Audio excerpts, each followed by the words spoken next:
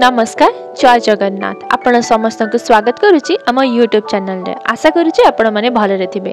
आज recipe T आम नेकी आसीचु रुम्हा मंजीर रेसिपी जोटा कि देह पाई बहुत ही हित। आउ ये रुम्हा मंजी शीत ऋतु रे प्रचुर परिमाण रे मिले। नॉर्मली एटा गोटे सीजनल जिंस ता सहित खाली देह को ये हित नुह याको करिबाटा भी बहुत ही सहज काहेकि ना याको बनेबारे आपण को बेसी तेल मसलार दरकार पड़िबो नाही।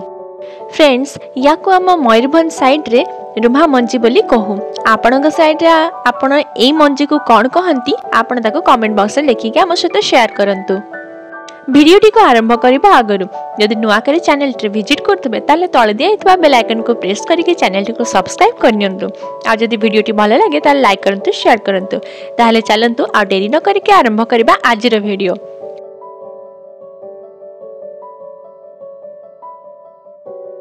प्रथमे आमे रुम्हा मंजी को भल भाबे बाछि नबा काहेकि ना या भितरे बहुत सारा छोट छोट गोड़ी गुड़ाक थाए से लगी फॉर सेफ्टी आपण या को भल भाबे धोईकी सफा करबा आगरु भल से बाछि नेबे। तो एठी देखंतु एठी आमे धोइबा पई रखि देइछु। 3-4 थर धोई सारला परे ताको आमे गोटे पात्र रे बाहर करके रखि दबा। तापरे मंजी को भल भाबे धोई सारला परे ताको एमिति प्रोसेस रे 3-4 थर बाली छाणी नबा काहेकि ना जहाँ सबू तले बाली गुड़ाक थिबो से सबू रही जिवो।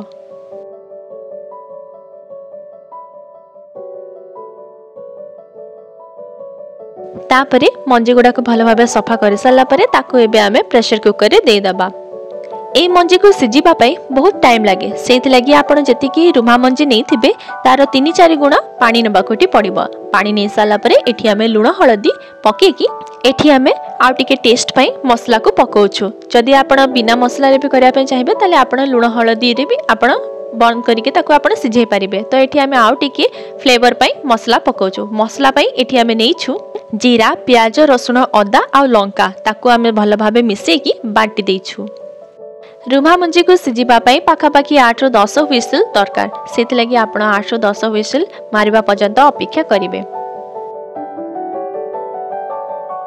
एबे तो आमर 8-10 टी व्हिसल बाजी सारलानी। एबे चलंतु चेक कर नबा आमर रुम्हा मंजी गुड़ाक सिझिछि कि नै।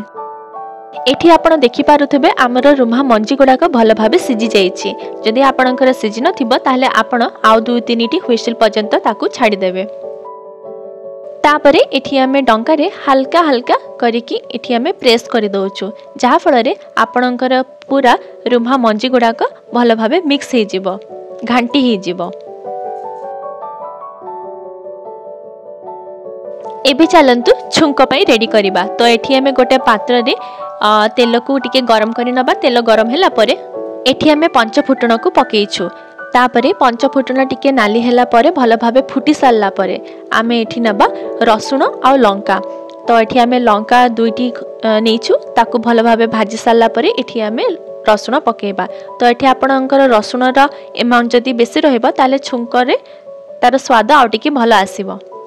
एठी देखंतु एठी रसुण भी हे सारलानी ताको देखिबे आपण बेसी पोड़ीबेनी। तापरे एबे आमे सिझैतबा रुम्हा मंजी गुड़ाक पकेइ दबा। थरे फुटी गला परे ताको आमे ओल्हेइ दबा। फ्रेंड्स एठी देखंतु एबे हमर प्रस्तुत हे सारिछि रुम्हा मंजीर संतुला जहा कि करिबा जेतिकी सहज खाइबारे भी 2 गुणा टेस्टी। याको आपण भात रोटी ता सहित मुढ़ी जोथरे भी पारिबे आपण याको मजा नेकी खाइ परिबे। शीत दिन आसला माने प्राय तो आम घरे रुम्हा मंजीर संतुला हब ही हब। आपण भी ए शीतरे आम भलिया थरे करिके देखंतु निजे भी खांतु आ समस्त को खुआंतु आ कमेंट रे आम सहित शेयर करंतु आपणकर एक्सपीरियंस। आशा करूची आज रो वीडियोटी आपनको भल लागिथिबो। जदि भल लागिथिबो ताले कमेंट बॉक्स रे मध्ये लिखिके जणांतु। आज पई एतिकी पुणी थरे देखा हबा गोटे नुवा वीडियो नुवा ब्लॉग सहित। जय जगन्नाथ।